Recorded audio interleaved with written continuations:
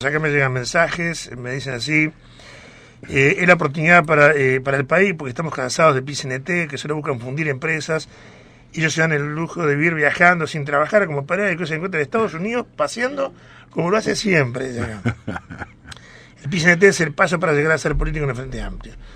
Digo, hoy ya no es el paso. Pensé que podía estar en Cuba de repente, ¿no? No, en todo caso Venezuela. No. Sí, bueno, no, pero que ese, a ver, yo aquí difiero un tanto, porque el PIT-CNT ya dejó de ser un gremio, ya es no es el paso, ahora forma parte del sistema político. O sea, a ver, le voy a hacer una pregunta. Sí.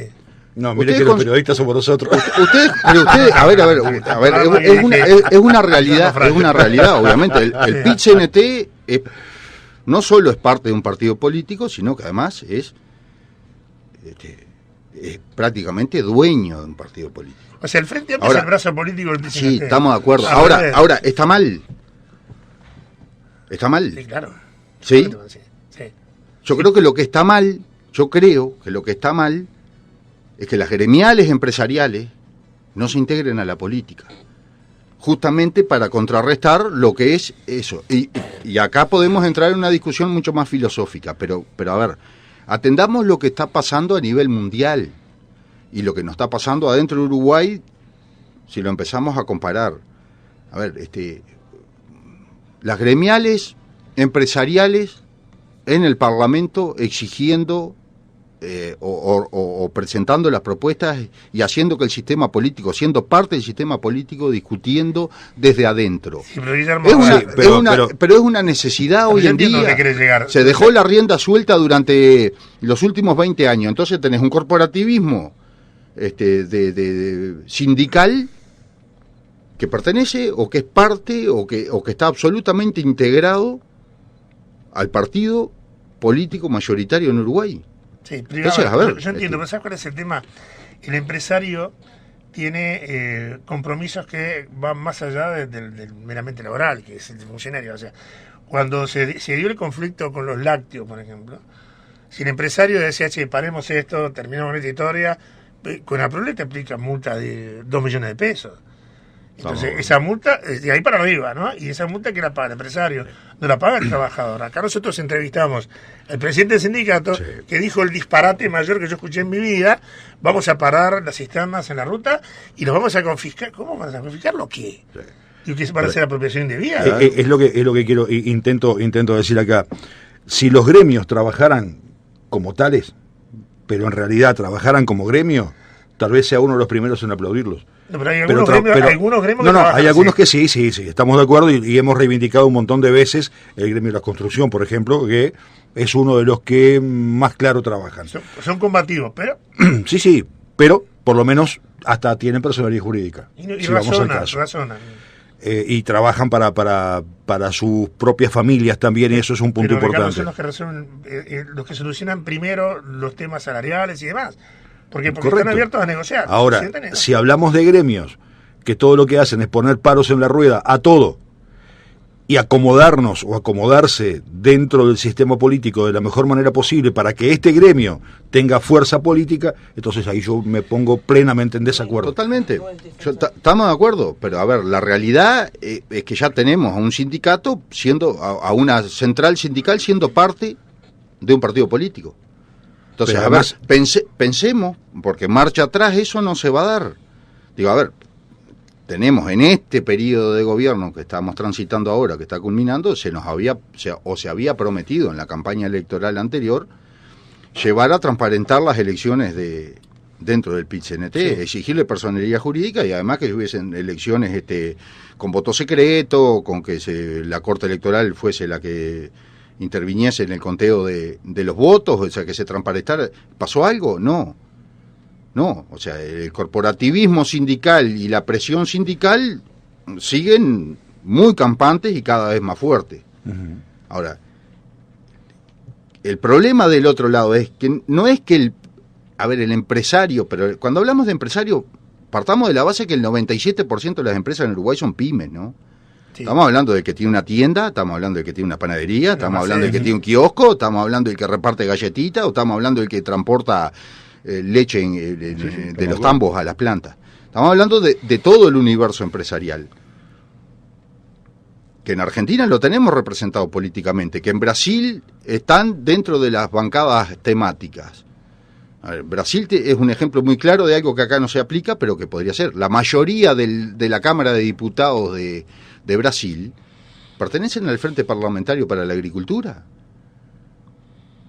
Y son los que evitan, esa participación política es la que lleva adentro del sistema a que se discutan los temas empresariales, laborales. Entonces, a ver, es una forma es otra forma de ver el país, pero que además, yo creo que nos van acorralando cada vez más a que todas las gremiales empresariales empiecen a pensar y empiecen a revisar a ver si no es necesario y no dejar solo en los políticos las decisiones que definen el éxito o el fracaso de las empresas en este país. Claro, ustedes hablaron hace un rato del atraso cambiario y podemos seguir con un montón de cosas, pero ¿cuántos años o cuántas décadas se lleva en Uruguay reclamando por la falta de competitividad? Desde que tengo su razón. Y bueno, entonces digo yo, a ver, en algún momento habrá que pensar en otra lógica, en otra forma de hacer las cosas, que no pierdan la identidad como gremial, pero que apoyen o que participen dentro de la política para definir las políticas que afectan directamente a las empresas y a la generación de los puestos de trabajo. Nosotros hemos reclamado acá de que el Parlamento tiene mucho político y poco profesional. Y bueno, por eso mismo. O sea, y eso hay un desconocimiento de temas. Y que además hay un Estado demasiado grande. No, bueno, ni que hablar. El problema número uno de Uruguay es el tamaño del Estado. Claro, más allá, el costo político del Estado que tenemos es un exceso. Algunos candidatos dicen de que eso no mueve la aguja. No, que no nos molesta y que que es preferible que sea así para que sea un poco más democrático, y en realidad eso no afecta, a mi forma de ver no afectaría a la democracia. Dijo el costo de la democracia, y yo creo que la democracia es cara. Ahora, hablemos de este tema, atraso cambiario. Sí. ¿Cómo? ¿Por qué afecta? ¿Y cómo no? A ver. Explícaselo a la gente. Sí, se lo voy a explicar a la gente, y a ustedes, y a mí. ¿Qué es el dólar? Un bien de cambio. Nosotros podemos vender lo que producimos a través de las empresas exportadoras al mundo. A ver, producimos más de lo que consumimos, eso es una realidad. El 70% de la carne se tiene que exportar. Nosotros tenemos capacidad de consumo del 30% de lo que se produce de carne en Uruguay. El 95% del arroz se tiene que exportar. El 60% de lo que se industrializa de leche se tiene que exportar. Porque el mercado interno es incapaz de absorber lo que se produce. O sea, el mercado interno consume, vamos a poner, el 30% de lo que se produce. Uruguay produce alimentos, produce bienes y produce servicios para 30, 40 o 50 millones de personas y somos 3 millones de habitantes. Sí, correcto. Tenemos que salir al mundo. Salimos a vender al mundo. ¿Qué percibimos a cambio? Podríamos cambiar, carne por vehículos, pero no, lo hacemos por dólares. Porque el mercado internacional se maneja en dólares. O sea, Uruguay no produce dólares. Es un bien de cambio para Uruguay. Sí. ¿Cuál es el precio real del dólar? El que le fija el mercado internacional. Sí. Entonces, no tenemos fuerza ahí. Entonces, claro que no. Pero sí podemos comparar con lo que vale el dólar en los países, con cualquier economía del mundo. Y en una canasta de monedas, además. Cuando vos empezás con políticas económicas que modifican el precio del dólar, que es un bien de cambio, lo reitero, tenés las subas de tasa de interés de referencia en pesos, tenés la emisión de letras de regulación monetaria, estoy hablando de políticas económicas, tanto del Ministerio de Economía como del Banco Central del Uruguay. La emisión permanente de letras de regulación monetaria en pesos o en unidades indexadas, que son en pesos. La emisión de deuda en pesos. Todo eso afecta a que las empresas, que son las que financian y las que financian el gasto estatal, AFAPS y un montón de empresas, inclusive empresas internacionales, a través de los sistemas financieros y los bancos mismos, que se desprenden de los dólares para pasarse a pesos, porque la rentabilidad en pesos es mucho mayor, o sea, paga mucho mejor una renta, un interés en pesos que en dólares, paga mucho más una letra de regulación monetaria se emite solo en pesos, además que también se podría emitir en dólares, pero el Estado o el Banco Central, por las políticas que lleva, solo decide emitirlas en pesos. Todo eso hace que el mercado de dólares se inunde, como dice la propia ministra, dice, la plaza de dólares, la plaza uruguaya está inundada de dólares por las inversiones internacionales, pero las inversiones son financieras, no productivas. Entonces, todos esos dólares que hacen, si vos tenés mucho más dólares que pesos, indudablemente el precio del dólar baja. O sea, no es que el gobierno fija a cuánto tiene que estar el dólar, pero incide con estas políticas que te estoy mencionando. ¿Qué genera eso? Que alguien tiene que pagar ese subsidio. O sea, vos, si estás en un precio por debajo del real o de lo que debería estar, alguien tiene que poner la diferencia. ¿Se entiende? Si el Estado, si mañana el gobierno se le ocurriese subsidiar camiones, bueno, el gobierno tendrá que poner la diferencia o obligar a alguien por la vía de los hechos a poner la diferencia. Pues el valor del camión es X, y si vos tenés X menos 20%, ese 20% alguien lo tiene que poner. Cuando los gobiernos inciden en el tipo de cambio, como es lo que está pasando ahora, planchando el precio del dólar, y realmente, que es porque no es el precio real, estás obligando a los sectores productivos y a los sectores exportadores, no solo de granos y carnes, te estás obligando al turismo, a la exportación de todo tipo de servicios y de bienes, de software, todo lo que sale al mundo, estás obligando a que pongan ese subsidio. ¿Por qué? Porque al transformar esos dólares en pesos, se percibe menos pesos, por lo tanto se necesitan más dólares, y ahí está el subsidio. O sea, es una obligación, una transferencia de recursos de los sectores que generan actividad económica, genuina y real, a la recuperación del salario real, a la baja de la inflación. O sea, todo eso se pelea, o el Estado saca pecho con que bajamos la inflación. Bueno, pero a ver, vamos a aclarar de quién está poniendo en plata la diferencia para que se den esa baja de inflación y para que se dé la recuperación del salario real. Y claramente lo está poniendo el sector productivo. Ahora, ¿qué consigue el Estado con eso? Por eso es planchar, porque algunos dicen, planchando el dólar... Un bienestar ficticio para la gente. O sea, sí, un consumismo que crece, la posibilidad de que vos con tu sueldo accedas a productos importados, electrodomésticos, vehículos. A ver, estamos siendo récord absoluto año tras año en la venta de autos 0 kilómetros en cuotas. Y eso claramente es por la baja del valor del dólar. También le jugó en contra, pero sobre todo obligó a un sector, al sector más importante de los privados que aportan al PBI, que fue lo que los 8 o 9 mil millones de dólares, que es un PBI entero comercial del Uruguay, que se fue el año pasado a Argentina, ¿no? Sí. Porque esa baja del tipo de cambio favoreció enormemente con que el consumo se trasladara a Argentina. Entonces, también le jugó en contra en eso, pero, a ver, ¿en qué le juega a favor al gobierno?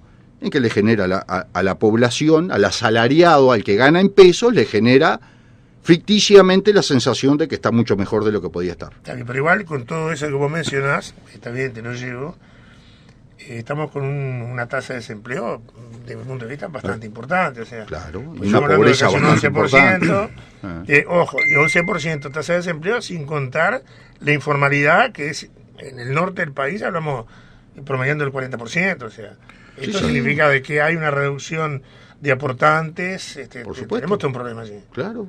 Yo no me quiero ir de la dolarización del dólar, pero hace poco tiempo estaba hablando con un importante empresario brasilero, y él me decía, no entiendo por qué en Uruguay, sí entiendo que hagan las transacciones al exterior en dólares, las compras y ventas en dólares, pero no entiendo por qué en Uruguay, teniendo una moneda firme, no trabajan en pesos uruguayos. Bueno, vas a comprar un auto en dólares, compras un alquiler en dólares, un alquiler básicamente lavarropa en dólares, lavarropas en dólares, compras todo en dólares teniendo un peso que es una moneda firme bueno, el bimonetarismo, que es eso, bimonetarismo de curso legal, acá el dólar es absolutamente de curso legal, cosa que no pasa en Brasil, no pasa en Argentina, no pasa en ningún lado. Vos con dólares en Brasil estás al horno, tenés que tener reales. Si vendés una vaca, la cobras en reales. Si vas a comprar un auto, lo compras en reales. Si vas a comprar un campo, lo compras en reales o una industria. Y eso colabora y mucho. Pero por supuesto, porque sobre todo descalza ese subsidio cruzado que se da, como te decía recién. A ver, todos los rehenes de percibir sus ingresos en dólares, como todo el sector de turismo, todo el sector productivo, el que vende granos, el que vende leche, el que vende... Todo eso, somos rehenes de cobrar en dólares, no tenemos la posibilidad de cobrar en pesos. Entonces, no solo el exportador percibe los dólares, sino que además, como lo tenemos de curso legal, paga en dólares hacia el mercado interno, ¿no? Claro. Entonces, a ver, ese bimonetarismo nace a partir de la década del 60, básicamente. Cuando era riesgoso, muy riesgoso, tener la plata en pesos. Y bueno, se abre el juego y de a poco se va adoptando, no fue una medida drástica, a partir de hoy se utiliza, pero de a poco se fue adoptando el dólar como moneda de circulación. Las propiedades se venden en dólares, los autos en dólares, los alquileres son en dólares, las rentas, los campos, el ganado, ¿tá? Entonces, eso genera este tipo de problemas, ¿ah? Que no lo tienen o no lo padece el común o los productores brasileros o argentinos que perciben en pesos. ¿No? Claro. O sea, solamente se trasladaría a aquellos que producen los bienes o que comercializan los bienes exportables al mundo. Pero bueno, lo tenemos de curso legal y obviamente que se presta para este manoseo de... Ahora, a ver, vamos a entendernos. Una sola cosa que quiero que la gente entienda. Tenemos atraso cambiario del 20% totalmente definido por políticas económicas, ¿no? Por lo que les expliqué recién. Ahora, ¿qué pasa si mañana viene un gobierno que se le ocurre tener, en vez de atraso cambiario, adelanto cambiario? Explota el país. Y ahí lo que hacías, lo que hacías en ese momento por la vía de los hechos es la transferencia inversa. Vas a obligar a todo aquel que gana en pesos a subsidiar un bien de cambio, el dólar, que perciben los exportadores y los industriales. Entonces, no juguemos con estas cosas y no juguemos con lo que es exógeno a Uruguay, como es el dólar, que no lo producimos nosotros, a toquetearle el precio porque te lo va a ajustar el mercado. Claro, igual, y déjame leer un mensaje. Cuando hablamos del dólar planchado, y lo que tú decías, mañana viene un gobierno y dice, che, dejémoslo flotar, como se dice vulgarmente, de una inflación de un 3.8 o 3.9%, seguramente pasaríamos de un 12 o un 13. Porque esto, lo que está conteniendo, estamos viendo realidad virtual. Bueno, el dólar no es solo un bien de cambio, es la moneda referente que rige el comercio mundial. Somos un país importador de materia prima que pagamos en dólares. Somos también exportadores, que lógicamente lo hacemos en dólares. El problema es que ser un país con un peso fiscal alto, esta diferencia con el peso lo hace más pesado para el productor y menos para nuestro consumidor. Somos un país casi liberal, no podemos meter mano al precio del dólar forzadamente. La solución es terminar con el peso uruguayo. Bueno, a ver, es lo que está planteando lo que pasó en Ecuador y lo que está planteando Milei en Argentina. O sea, dolarizar la economía, pasaríamos a fijar la inflación a lo que pasa con la inflación en Estados Unidos. Perdemos soberanía porque no tenés un peso, una moneda de curso legal nacional, pero bueno, queda sujeto en ese caso quedaría sujeto a que la inflación la determine lo que pasa en Estados Unidos, que es el que imprime el dólar. Bien, necesitamos algún político que se levante contra estos que nunca trabajaron en la vida, que vivan la vida de quien tiene mucho dinero. Me pasaron una foto de Fernando Pereira en Nueva York, ¿no? Acá desayunando tranquilamente, o sea, está bárbaro hacer política con la izquierda y después gastar plata con la derecha, ¿no? O sea, bueno. Sí, con plata ajena son todos. Somos todos parecidos. Somos todos buenos y somos todos socialistas. Con plata ajena somos todos parecidos. ¿Qué opinión te deja esta propuesta de algunos precandidatos de reducir la jornada laboral? Populismo absoluto, y eso es tomado del PIT-CNT. A ver, vamos a hablar claro de estas cosas. A ver, Uruguay se debe un gran debate de lo que son las leyes laborales. Y no puede ser que lo regule el Estado, porque no son lo mismo. El transporte no es lo mismo que el comercio, no es lo mismo que la producción, no es lo mismo que la industria. Las industrias no son las mismas entre ellas. Acá tenemos una gran carga de burocrática y de burocracia y de burócratas. Estamos hablando que el 10% de la población del Uruguay tiene un empleo público, que cumple un horario de oficina, que está sentado en Ciudad Vieja o mayoritariamente en Montevideo, concentrado todos los organismos. Pero a ver, tenemos realidades diferentes en todos los sectores. Entonces, a ver, ¿Qué hace el Estado determinando la carga horaria, los horarios, las horas de descanso? A ver, esto tiene que pasar a la órbita de que la definición de las horas de trabajo, de los momentos del día de trabajo y todas esas cosas, tiene que ser una discusión entre empleador y empleado. No puede ser, esto, a ver, es arcaico, estamos hablando de 1940. El Estado determina que se trabajan tantas horas por día. A ver, para mucha gente va a ser, primero, la falacia absoluta de que se va a incrementar el empleo. Con las cargas sociales, con los costos que tiene para cualquier empresa tomar un empleado, por la baja competitividad, por los problemas permanentes que tenemos con el tipo de cambio, con las políticas económicas, etcétera, etcétera. A ver, ¿alguien cree que si la carga del horario laboral baja 2 horas, las empresas, la tienda va a tomar un empleado más? Cuando apenas le puede pagar a uno, va a tomar otro porque ahora ese empleado va a trabajar 6 horas. No, vamos a hablar las cosas como son. Que el lobby sindical del PIT-CNT venga manejando con esto desde hace ya bastante tiempo, de la reducción de la carga laboral, en un país que no discute la productividad, que no la regula ni la mide. Acá no se mide lo que produce cada empleado. Y hablemos, por ejemplo, de lo que dijo el propio Conrado Ramos, el responsable de la oficina civil hasta hace poco tiempo. El 65% de los funcionarios del Estado no saben cuál es la tarea que tienen que cumplir. No lo digo yo, lo dice alguien que estuvo en el gobierno hasta hace poco tiempo. Entonces, y hablamos de reducción de la jornada laboral por decreto, por ley, por obligación. ¿Qué vas a hacer con un transportista? ¿Que a las 6 horas qué hace? Apaga el camión, se baja y se va, y deja el camión tirado y se tiene que ir. Pero estamos todos locos. ¿Y qué haces qué haces en las ventanas de tiempo los contratistas de maquinaria, no los productores? La gente que se dedica a vender servicio de siembra y de cosecha, cuando tenés ventanas de tiempo que tenés que hacer el trabajo que prácticamente no se para. ¿Qué haces? 6 horas y apagá el tractor y andate. O tomás más empleados y no vas a tomar. La gente no va a tomar, las industrias no va a tomar más empleados. ¿Qué le va a decir a la industria frigorífica? A las 6 horas cerrá y andate y seguimos mañana. ¿O vas a tomar 700 empleados más para que puedan cubrir eso? No, a ver, es irreal, es populismo. Es rentable 6 horas de trabajo y 2 de horas extras, ¿no? Pero por supuesto. Aparte, muchas veces las horas extras ni siquiera la quieren los propios trabajadores porque se pasan de franja y terminan percibiendo menos salario porque el IRPF les come la diferencia. A ver, estas propuestas, la generación de cientos de miles de puestos de trabajo o 15.000 como propone alguien ahora. O sea, estamos en año electoral. Ahora hay que sacar el IVA, el COFIS, de todas estas propagandas que se empiezan a decir ahora. A ver, cuando llega el momento de hacer los números... Pero hay que bajar a tierra todo esto y por algo no se avanza. Te leo un mensaje. Buen día, el dólar tiene que andar orillando los 40. Lo que no puede pasar como pasó la vuelta que de 17 pasó a 31, cuando quebró la tablita. Y se fundieron mucho, ¿sí? Claro. Creo que y ese es el riesgo que hablábamos recién. El riesgo, ¿qué pasa cuando el mercado te ajuste? Porque el mercado puede con todo. El mercado mundial, estoy hablando. En algún momento te va a poder con el atraso cambiario. Y la gente, en vez de salir decorosamente de su situación de endeudamiento en dólares, el que percibe en pesos va a quedar absolutamente colgado del pincel como pasó en el 82. Claro, acá alguien dice que Carolina H. te va a revirar con la propuesta... y contaminaron el apartamento, corre por cuenta que nos dice. Son 6 horas menos media hora de descanso, todavía es eso.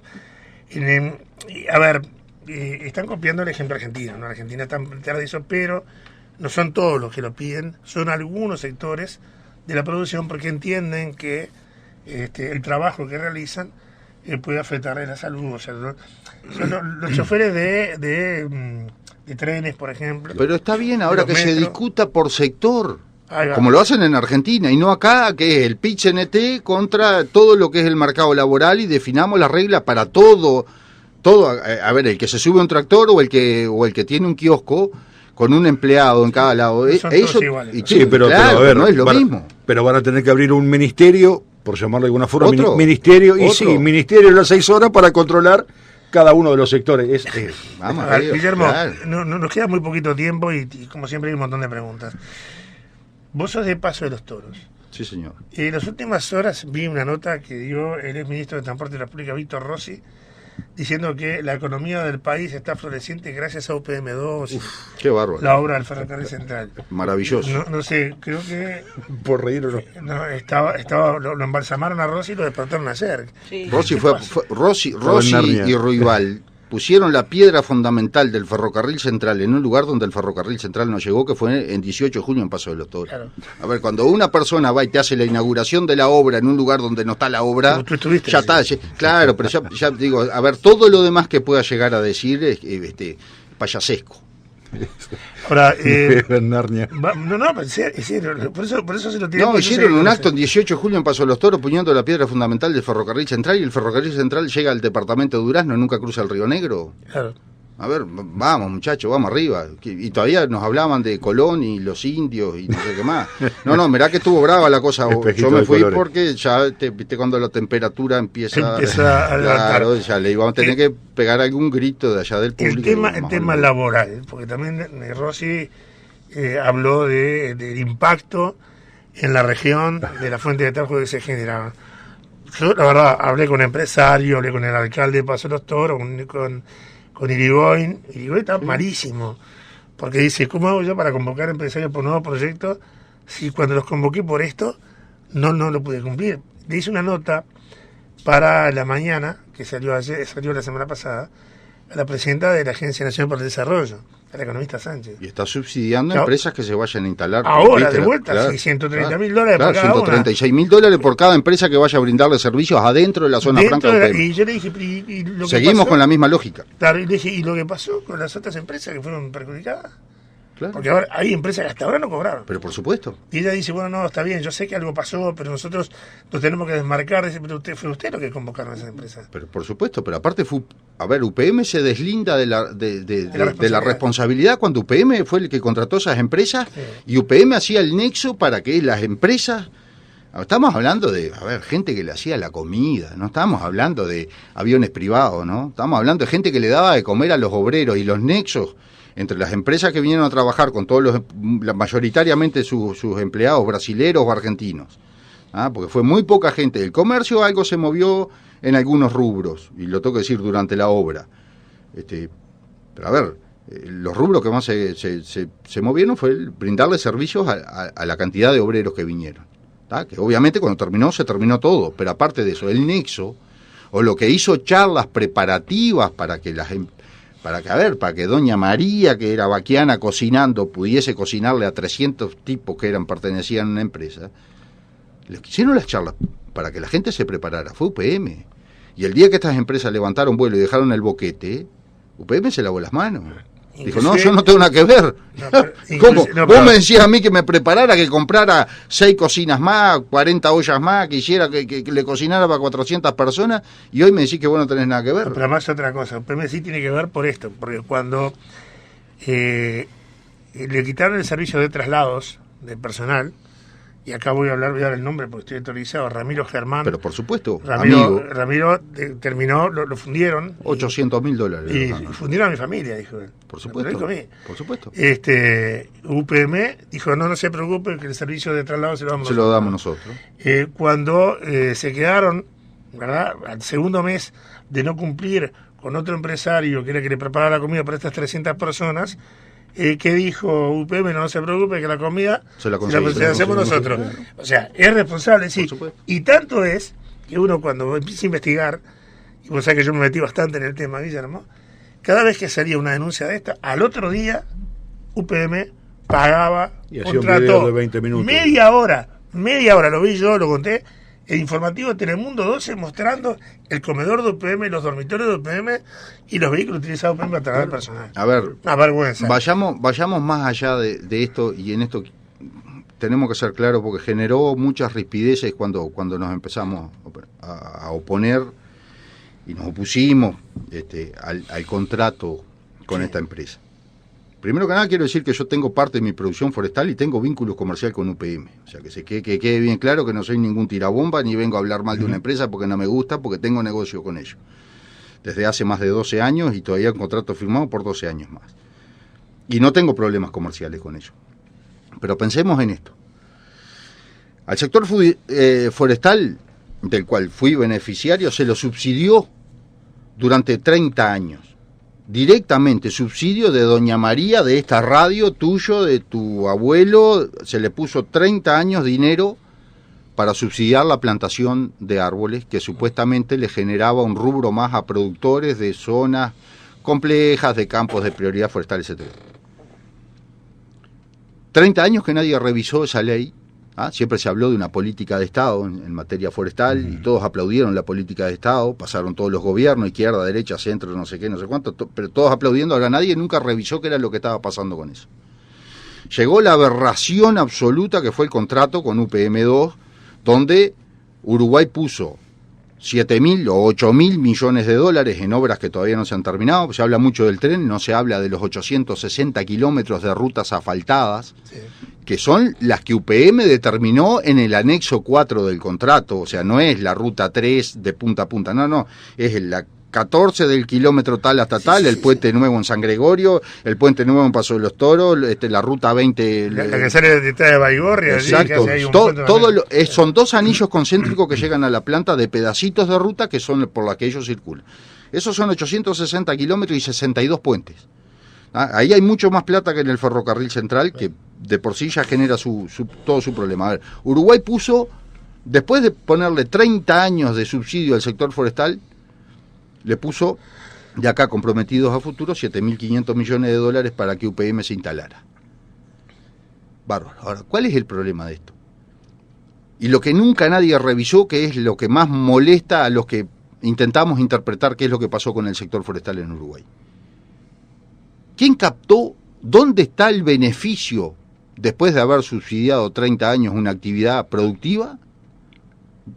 ¿Dónde está el beneficio que percibe hoy el Estado? ¿Dónde está el beneficio que percibe todos aquellos ciudadanos que le pusimos plata durante 30 años? Básicamente en 2 empresas. 2 empresas que son multinacionales. UPM, básicamente, la más grande, tiene 75% y 25% Montes del Plata. ¿Qué pasa hoy con el sector forestal y qué pasa con las papeleras o con las pasteras? Estas 2 multinacionales son dueñas de la tierra, del bien productivo que son los árboles y de la industria en zona franca. ¿Qué percibe Uruguay a cambio de todo eso? A ver, ellos son dueños de la tierra, cosechan sus eucaliptos, lo llevan a zona franca, lo industrializan y lo exportan. ¿A dónde va la ganancia de todo eso? A los accionistas europeos. Claro. ¿Qué es lo que queda en Uruguay? Los servicios que Uruguay le vende. O sea, hipotecamos 30 años de subsidios directos más beneficios fiscales como no pagar BPS por las hectáreas forestadas y no pagar contribución inmobiliaria por las hectáreas forestadas. Digo porque fui beneficiario de esto y percibí 50% del costo de implantación, me lo pagó la Dirección Forestal. Pero ¿dónde está todo eso? ¿Dónde está todo eso? ¿Por qué el sistema político no quiere discutir esto y solo habla de una política de Estado donde el sacrificio de toda la ciudadanía durante 30 años lo tienen 2 multinacionales que solo dejan en Uruguay el pago de los servicios de logística, el transporte, la siembra y la cosecha? Eso es lo que queda acá en Uruguay. Pagan los servicios. La ganancia se va a los accionistas básicamente europeos. O sea, a ver, discutamos estas cosas, porque con esta lógica vamos a seguir con espejitos, o sea, castigando al productor nacional, al comerciante nacional, dándole con un caño en la cabeza, comprometiendo además a través de deuda de todas estas miles de millones de dólares que quedamos comprometidos a pagar a futuro solamente para este emprendimiento, y nunca revisamos cuál es el beneficio que nos deja. El ferrocarril central nos cuesta $500.000 por día. Por día. Durante 18 años, no 15. Sí, porque el rural dijo 15, pero son 18. Pero son 15 para el pago de la obra más 3 por mantenimiento. Sí. O sea, estamos hablando de que fueron 2.700 millones de dólares. Acuerdo firmado por el Frente Amplio antes del inicio de la obra, porque eso lo dice Rival. Por supuesto. Por supuesto, el contrato todo, sí. Con UPM, nosotros hicimos un contrato con UPM que se firmó en 2017. El ingeniero Rival, el presidente de SACEM, claro, integrante del grupo Ferrocarril Central, dice alguno que no es Ferrocarril Central, es Ferrocarril de UPM. Exactamente. Sí, pero aparte, digo, a ver, pensemos que durante, el contrato, todo lo que pidió la empresa, el gobierno del Frente Amplio le dijo que sí. Sí. A ver, pensemos que hubieron algunas personas de renombre dentro del Frente Amplio que renunciaron, que eran integrantes del Ministerio de Economía y del Ministerio de Transporte, que se fueron cuando empezaron a recibir los condicionamientos, ¿no? Renunciaron a su puesto porque dijeron que no estaban dispuestos a seguir trabajando en un contrato de ese tipo. Ahora siguió adelante. Tabaré Vázquez, gran impulsor de esto, García, el director de OPP, sí. Rossi, el ministro de Transporte. Ahí siguieron. Y Tomás, que obviamente siempre andaba ahí sobrevolando todo. Fueron los firmantes del contrato. El contrato se hizo, UPM estableció absolutamente todas las condiciones que quiso, y recién en febrero del 2020, antes que asuma este nuevo gobierno, ahí UPM dijo, bueno, estoy de acuerdo, voy a firmar, y voy a firmar ahora antes que el 1 de marzo asuma un gobierno que capaz que en una de esas patea el tablero con este contrato. Lamentablemente, y hay que decirlo, no hay plata, no, eso dice Milei. Lamentablemente,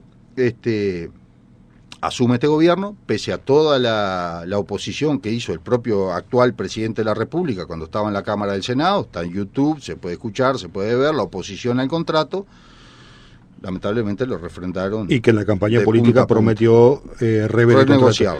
Que además de esto, la cláusula más dolosa de todo esto es que si UPM mañana no quiere seguir Uruguay, levanta sus cosas, se va y no tiene costos. Tranquilamente. Como siempre. Guillermo, un gustazo, la verdad, se nos fue volando el tiempo y nos quedaron un montón de temas pendientes. Yo lo que estoy preocupado porque la producción está siendo atacada sistemáticamente por la política de este país.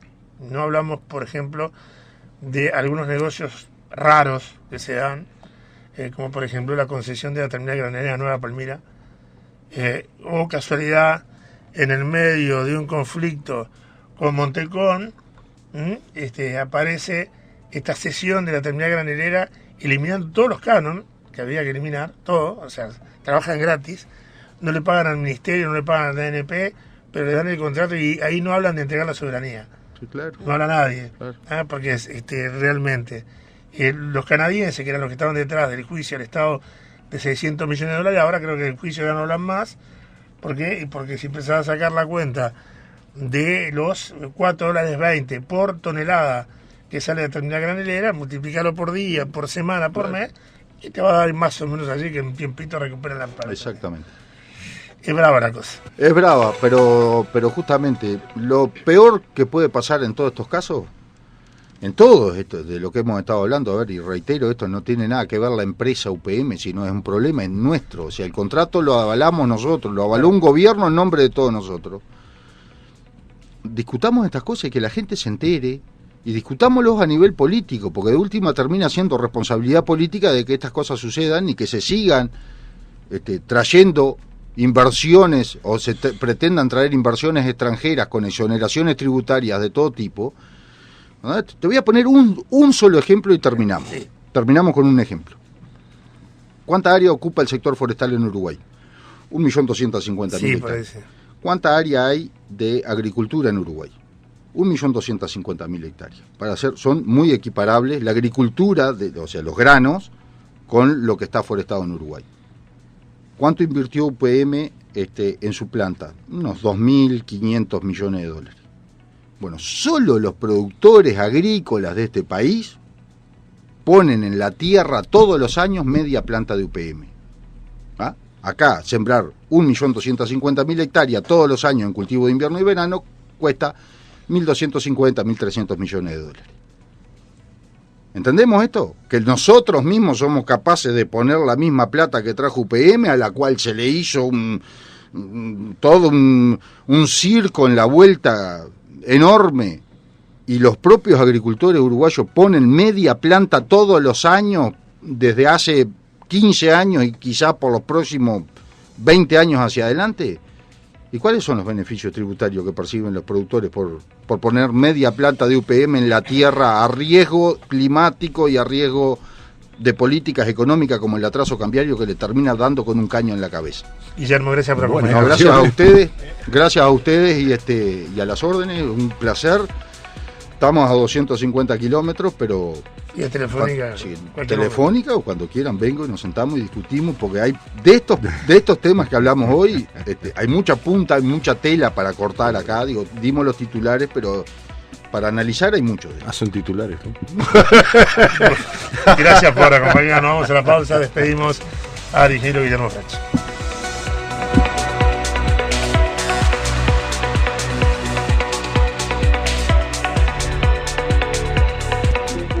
Mañana Internacional.